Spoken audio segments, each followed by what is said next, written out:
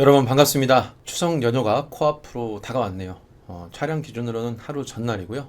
그리고 영상이 업로드 되는 기준으로는 연휴의 주말의 시작이 될 것 같습니다. 또 이번 연휴가 마냥 즐겁지만은 않죠.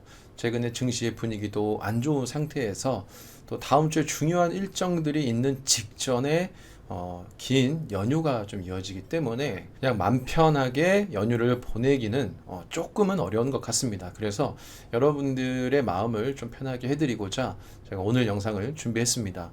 이 중요한 일정을 앞두고 시작되는 한국의 추석 연휴, 이게 과연 증시에 독이 될 것인가, 호재가 될 것인가, 그리고 이 앞으로의 흐름은 좀 어떻게 될 것인가, 이 부분에 대해서 좀 얘기를 해보고자 하는데요. 자, 일단 저는 독과 호재 중에서 저는 개인적으로 이 긴 연휴가 호재가 되는 것이 더 가깝다라고 생각을 하고 있습니다. 이 독이라는 게 보면은 사실 증시가 만에 하나라도 그 중간에 크게 빠질 만한 상황이 있을 때 우리가 대응하지 못하면 어떡할까? 이게 사실 지금 말하는 독이거든요. 근데 그렇게 될 가능성은 저는 그렇게 높지 않다라고 보고 있고요. 특히 어제 나온 PPI 물가 지수가 미국의 침체와 관련된 리스크를 좀 줄여놨기 때문에 지금 당장 침체 리스크가 엄청나게 커질 것 같지는 않아요. 게다가 FOMC와 그리고 일본의 금리 정책 회의도 추석이 끝난 직후에 다행히 그 다음 날이기 때문에 우리가 어느 정도 대응할 준비는 되어 있다. 다만 증시가 이렇게 지지부진하고 아주 작은 안 좋은 이슈에는 정말 크게 반응하고 좋은 이슈에도 그다지 그렇게 크게 반응하지 않는 지금과 같은 장에서는 오히려 제자리에라도 있는 게 저는 다행이다라고 생각을 해요. 때로는 아무것도 하지 않은 게 중간은 간다라는 말이 있지 않습니까? 저는 지금의 한국의 증시가 오히려 그런 상황이지 않을까. 만약에 거래대금 빵빵 터지고 증시가 아주 잘 올라간다라고 하면 이런 추석 연휴는 사실 독이 될 수가 있어요. 왜냐하면 그 중간에 상승하는 부분은 못 가져가고 혹시라도 그 사이에 떨어질 만한 일이 있다면 올라간 만큼 떨어지는 폭이 크기 때문에 큰 충격을 받을 수가 있죠. 근데 지금은 그와 반대의 상황이기 때문에 오히려 독보다는 저는 호재에 가깝다. 어떻게 보면은 호재까지는 아니지만 약이다라고 좀 표현을 하고 싶을 것 같아요. 자, 그러면 앞으로의 좀 흐름은 어떻게 될까? 이 부분을 좀 얘기해 보고자 하는데요. 자, 일단 오늘 코스피와 코스닥은 나쁘지 않았습니다. 코스닥은 마이너스로 시작을 했지만 결국은 플러스로 전환하면서 끝나서 11선이 안착을 했고요. 그리고 코스피도 마이너스로 출발을 했지만 역시 소폭이나마 플러스 전환하면서 역시 11선에 캔들이 좀 위치를 했습니다. 만약 오늘이 크게 빠지는 듯한 모습을 보였다면 그거는 다음 주가 많이 걱정이 됐을 거예요. 그런데 장 후반에 이렇게 말아 올리면서 올라오는 걸 봤을 때 그나마 우리가 안도감을 좀 느낄 수 있는 하루가 좀 되지 않았나라는 생각을 좀 가지고 있습니다. 물론 저는 이제 여기가 웬만큼 발목까지는 왔다라고 생각하고 있기 때문에 전 개인적으로 크게 걱정을 하고 있지 않지만 최근에 증시가 워낙 어렵다 보니까 많은 분들이 투자에 어떤 의욕도 떨어지고 불안감만 좀 커지고 있는 상태라고 생각을 하고 있어요. 자, 어제 나온 지표를 보면 생산자 물가 지수 PPI가 나왔죠. 그런데 이게 예상치보다 높게 나온 부분이 있었습니다. 특히 근원 생산자 물가 지수가 예상치보다 0.2가 올랐는데 그 앞에는 사실 마이너스 0.2였어요. 그러면 이 둘을 대입해 보면 플러스 0.5가 오른 겁니다. 상당히 많이 오른 거죠.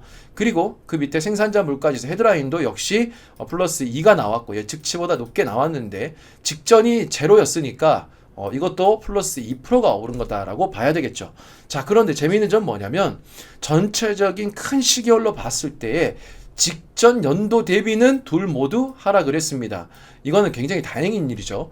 긴 시계열로 봤을 때 우상향하는 모습을 보이면 좋지 않은데 어쨌든 큰 흐름에서 내려오고 그 안에서 약간의 반등이 나오는 건데 우리가 증시가 하락하든 물가가 하락하든 어떤 데이터가 하락하더라도 그냥 흘러내리는 경우는 없습니다. 계단식으로 보통 이렇게 움직이는 것이기 때문에 이런 중간중간에 소폭의 상승조차도 없다라고 하면 매번 마이너스가 나와야 되는데 그건 오히려 더 경기 침체를 보여주는 것이기 때문에 오히려 조금씩 이렇게 상승하는 소폭 상승하는 거는 나쁘지 않다. 특히나 직전에 요 생산자 물가 지수가 마이너스가 났을 때 증시에서는 이걸 경기 침체로 바라보는 경향이 있었기 때문에 이건 그렇게 좋은 모습은 아니다라고 보여집니다. 자, 그런데 아주 문제라고 삼기는 좀 그렇지만 어쨌든 시장에서는 갑자기 또 이렇게 PPI가 오르니까 조금 많이 반응하는 게 좀 없지 않아 있는 것 같아요. 아무래도 시장이 좀 분위기 안 좋다 보니까 조금만 이런 내용이 나와도 놀라는 경향이 있는데 이것 때문에 B컷에 대한 이야기가 갑자기 또 튀어나왔습니다. 지난번 직전 영상을 보면 B컷 확률이 14%까지 순식간에 내려갔었거든요. 자, 그런데 이번 이 데이터가 나오고 또한 미국 내에서도 이 금리 인하에 대해서 B컷을 해야 된다. 이제 이런 얘기를 윌리엄 더들리 전 연은 총재가 얘기를 또 하면서 또 닉 티밀하우스 기자가 또 하필 비슷한 시기에 그런 얘기를 또 같이 하면서 약간의 심리를 움츠러들게 한 건 있어요. 물론 우리가 지금은 그게 좀 부각되긴 하지만 반면에는 이게 오히려 시장을 불안감을 만들 수가 있다. 0.5%가 왜 갑자기 0.5% B컷을 시작부터 하느냐. 경기 침체가 아닌데 굳이 그렇게 급하게 할 필요가 있느냐. 이렇게 받아들일 수도 있다라는 거죠. 자, 어쨌든 이것 때문에 14%까지 내려갔던 확률이 다시 하루 만에 43%까지 올랐습니다. 저는 B컷은 좋지 않다라고 생각을 하는 이 쥐인데 그럼에도 불구하고 우리가 가능성이라는 건 또 열어둬야 되잖아요. B컷임에도 불구하고 그렇게 나쁘게만 생각하지 않은 경우의 수도 있습니다. 그래서 오늘은 그걸 좀 얘기해볼까 하고요. 자, 그 전에 또 한 가지 짚고 넘어가야 될 게 일본의 엔화 가치가 달러 대비 엔화가 140엔까지 훌쩍 떨어져 버렸습니다. 그러니까 강세가 된 거죠. 근데 이 140엔은 사실 굉장히 큰 수치인데 이게 왜 큰 수치냐? 지난번 8월 5일 날 이 블랙 먼데이 때 당시에 엔캐리 청산이 나온다라고 하면서 떨어졌던 엔화가 바로 141엔 이거였어요. 달러 대 141엔. 자, 떨어졌지만 실질적 엔화 가치는 강세로 올라간 거죠. 근데 지금은 그때보다도 밑으로 떨어져 버린 겁니다. 물론 이미 한 번 앞에서 경험했기 때문에 또다시 이 정도를 가지고 엔캐리 청산에 대한 리스크가 나온다. 이렇게 당장 보기는 어렵습니다. 왜냐하면 이미 앞에서 어느 정도 물량이 나왔고 경험이 있기 때문에 이 정도 움직임을 가지고 당장 엔캐리 청산을 얘기하는 것은 조금 너무 과한 우려를 표하는 건 있습니다. 그러나 다음 주 혹은 그 다음 주에 혹여라도 이게 순식간에 뭐 135엔 이런 식으로 갑자기 떨어진다라고 하면 그런 리스크가 부각될 수 있겠죠. 그래서 우리가 엔화의 움직임도 지켜봐야 되는데 자, 공교롭게도 또 이 타이밍에 일본 은행에서 다무라 우에키 심의위원이 이런 얘기를 했습니다. 단계적으로 정책 금리를 인상하겠다라는 얘기를 12일 날 발표를 했는데요. 완만한 기조로 금리를 인상할 가능성이 높다라고 했고 2026년까지 적어도 1% 정도까지 단기 금리를 인상해 나갈 것이다 라고 했습니다. 그러면 이제 1년하고도 한 1분기 4개월 정도 남았습니다. 1.4년 정도가 남았는데 그 안에 1%까지 올리겠다는 소리예요. 그럼 이미 이제 한번 올렸고 나머지가 추가적으로 더 이제 올리는 건데 시장에서는 연내 12월 달 말쯤에 한 번 더 올릴 것이다. 이제 이렇게 보고 있습니다. 근데 가장 그 안 좋은 경우는 뭐냐면 이번 9월 20일 날 이걸 바로 올리는 것이죠. 그래서 이거는 좀 좋은 얘기가 아닌 것 같다라고 보여집니다. 그래서 우리가 지금 FOMC 때 B컷을 하느냐 마느냐, 일본은행이 금리를 올리느냐 마느냐 이 부분이 아주 중요한 키워드가 된 것 같습니다. 일단 경기 침체라는 리스크는 확실히 줄었어요. CPI가 올랐고 PPI가 올랐고 임금도 상승을 했는데 단순히 고용이 좀 줄었습니다. 근데 고용은 이미 7, 8월 달에 미국에 태풍이 심하게 와서 그때 계절적 요인으로 하락하는 부분도 있고 이거는 미국 정부가 얼마든지 단기간에 늘릴 수가 있기 때문에 제가 아주 심각하게 볼 필요는 없다라고 말씀을 드렸죠. 그럼 우리가 지금 중점으로 봐야 될 건 뭐냐? 환율에 영향을 주는 금리 이 부분에 가장 큰 중점을 두고 봐야 됩니다. 자, 일단 FOMC는 우리 추석이 끝난 직후 19일 날 목요일 새벽 3시에 FOMC 회의가 있습니다. 자, 그리고 20일 날 이때 일본의 중앙은행 정책 회의가 있습니다. 우리가 19일날 오전 땡 했을 때 FOMC 해야 대한 결과가 어느 정도 나와 있을 것 같은데요. 자, 일단 좋은 해석이 될 수 있는 시나리오와 나쁜 해석이 될 수 있는 시나리오를 간략하게나마 한번 알아보죠. 물론 이거보다 조금 더 복잡하게 움직일 수도 있고 또 중간값이 될 수 있는 것도 있지만 일단 대략적으로 큰 흐름을 본다면 이렇습니다. 좋은 해석에는 저는 크게 두 가지가 있다고 봅니다. 일단 미국은 베이비컷을 하는 거예요. 베이비컷은 0.25죠. 자, 물론 시장은 B컷을 기대하고 있기 때문에 0.25를 하면 잠깐은 놀랄 수가 있습니다. 그런데 오히려 미국 경제 데이터가 나쁘지 않게 나온다라고 하고 파월의 발언이 좀 이제 완만하게 추가적으로 계속 금리를 내릴 것이고 또 B컷도 내가 한 번쯤을 생각하고 있어. 이런 얘기가 나와준다고 하면 나이스 하겠죠. 그리고 일본은행의 금리 동결이 나온다라고 하면 괜찮습니다. 물론 이 뒤에는 매파적인 발언이 크게 나오지 않아야 돼요. 이번엔 동결하지만 연내에 올릴 가능성이 매우 높다. 우리도 좀 강경하게 올릴 수도 있다. 이런 얘기는 조금 안 좋겠죠. 그냥 적당한 선에서 우리도 금리 인상을 더 계속 추가적으로 할 거야. 기존과 비슷한 스탠스로 얘기를 하면서 다만 이번에는 동결을 하겠어. 이게 나온다라고 하면 저는 가장 베스트하지 않을까라는 생각을 하고 있고 자, 또 한 가지는 B컷은 하는 거예요. B컷은 하는데 그럼 시장이 이제 걱정할 거 아니에요. 이 B컷을 왜 했을까? 얘네들이 선제적인 이 금리 인하를 해주는 거냐? 지금 경기 침체인 줄 알았더니 최근 데이터가 그 정도까지는 아닌 것 같은데 약간 애매하다. 경기 침체까지는 아니고 그냥 조금 이렇게 완만하게 연착륙을 하고 있다. 자, 그 상황에서 파월이 보험성 금리 인하, 뭐 물론 지금 B컷이 필요하진 않지만 혹시라도 과거에 내가 금리 인상을 좀 늦게 했던 경향이 있기 때문에 이번에는 시장이 무너지기 전에 조금 미리 선제적으로 한번 하고 그 다음에는 단계적으로 좀 밟아 나갈게 이런 얘기를 해준다라고 하면 그것도 아주 나이스한 게 됩니다. 어떻게 보면 이게 위에 거보다 더 좋죠. 선제적으로 금리 인하를 해주되 경기 침체는 아니라는 뜻이니까 시장은 가장 환호성을 지를 수 있을 것 같습니다. 그리고 일본은행이 금리를 동결하는 것이죠. 이게 나온다라고 하면 추석 우리가 끝나자마자 증시는 굉장히 좋을 가능성이 있습니다. 자, 그러면 나쁜 해석이 될 수 있는 시나리오는 뭐가 있을까요? 일단 첫 번째는 B컷을 하는데 이게 경기 침체, 즉 시장이 너무 위축이 된 것 같아서 내가 그래서 B컷을 해야 될 것 같아라는 그런 발언들이 나오는 것이죠.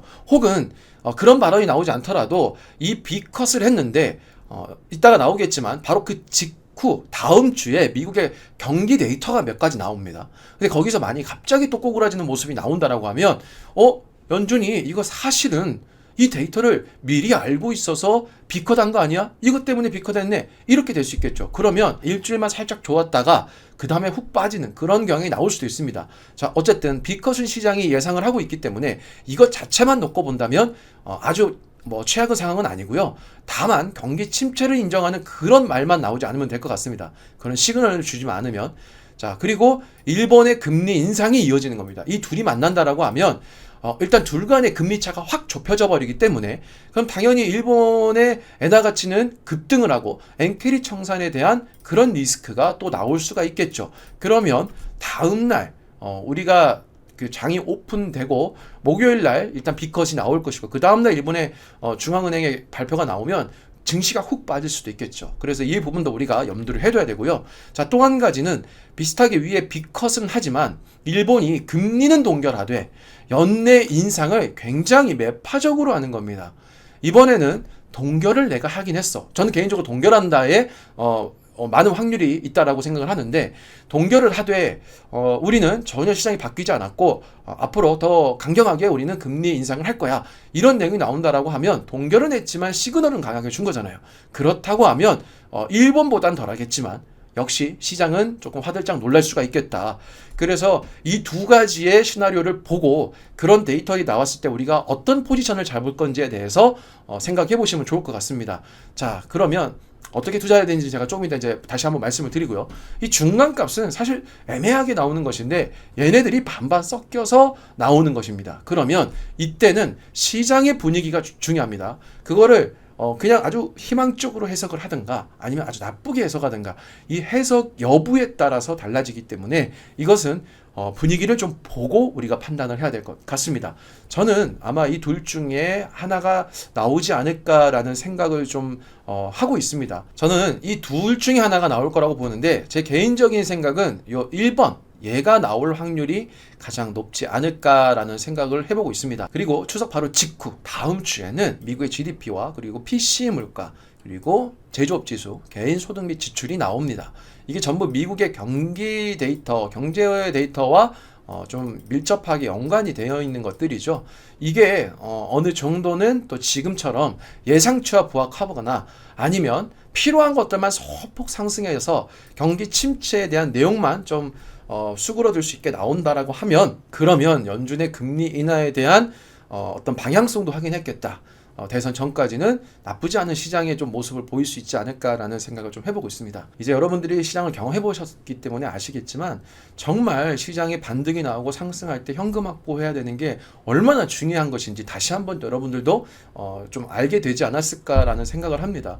제가 증시 상승 때, 반등장 때 계속 현금 확보를 해놔야 된다라고 하는 것이 단순히 그냥 폭락론자라서 하는 얘기가 절대 아닙니다. 이런 경우를 저도 오랜 기간 동안 수없이 봐왔기 때문에 우리가 많이 벌고 적게 일해야 되는데 조금씩 벌다가 한 방에 이렇게 많이 잃게 되면 주식 투자하는 그 긴 시간이 정말 허무해지고 의욕도 사라지고 지치게 됩니다. 그래서 그런 것들만큼은 절대 피해야 되고, 이 주식시장에서 살아남는 게 항상 1번이에요. 살아남아야 그 다음도 볼 수가 있습니다. 그럼 우리가 이런 시나리오를 계획했다면 우린 뭘 해야 되느냐? 연휴 기간 동안 여러분들이 시간이 있을 때 산업에서 괜찮은 어떤 이슈들이 나오고 있는 애들 중 아직 재료가 소멸되지 않았고 추가적인 이슈의 이벤트의 기간이 남은 애들, 그리고 차트는 바닥에서 좀 상승을 할 수 있는 애들, 혹은 바닥을 찍고 약간의 반등 이후 눌리는 애들, 자, 이런 업종들을 미리 우리가 좀 찾아놓고 분석을 해서 이런 데이터들이 나왔을 때 그런 주식들을 발빠르게 우리가 분할 매수로 좀 매수하는 그런 움직임을 보여준다라고 하면 괜찮겠죠. 자, 혹은 내가 매수해놓고 거래해놨던 애들 중에서 차트나 이런 것들이 좀 애매한 상황에 있는 애들, 자, 그런 것들은 데이터가 안 좋게 나왔을 때는 빠르게 내가 손절을 어느 포인트에서 해야겠다, 이런 계획을 잡는 거예요. 그냥 투자는 그때그때 임기응변으로 하는 게 절대 아닙니다. 이건 아주 특수한 상황, 고수들이나 가끔씩 하는 거고, 항상 주식은 철저하게 이 계획을 가지고 해야 됩니다. 이 계획은 역시 개인의 철학, 그리고 어떤 그들만의 기법, 여러 가지가 있겠지만, 자, 이런 것들을 통해서 경제 데이터와 종합을 해서 내가 철저하게 계획적으로 정말 로봇처럼 투자를 해야 되는 것이지, 절대 감정적으로 그냥 그 순간순간 대응을 해서 하려고 하는 것은 잠깐은 잘 될지 모르지만 그 결국은 결과가 좋지 않을 수 있습니다. 그렇기 때문에 정말 여러분들도 다시 한번 투자에 대해서 좀 되돌아보셨으면 하고요. 연휴 기간 동안 여러분들이 이 방송을 보고 조금이나마 마음이 편해지시고, 그리고 좀 불확실했던, 보이지 않았던 어떤 내가 해야 될 일에 대해서 조금이나마 시야가 좀 밝아졌다면 그것만으로도 저는 이 영상에 대한 보람을 느낄 것 같습니다. 여러분 추석 명절 모두 잘 보내시고요. 안전한 귀경길 그리고 귀성길 되셨으면 하고요. 좋은 시간 보내고 오셨으면 좋겠습니다. 저는 다음 주 월요일 날 라이브 방송은 예정대로 진행을 할 테니까요. 월요일 날 다시 한번 인사드리도록 하겠습니다. 오늘 영상도 여러분들께 작게나마 도움이 됐다면 좋아요, 구독, 댓글, 여러분의 소중한 하루 중에서 5초만 써주시면 너무나도 감사하겠습니다.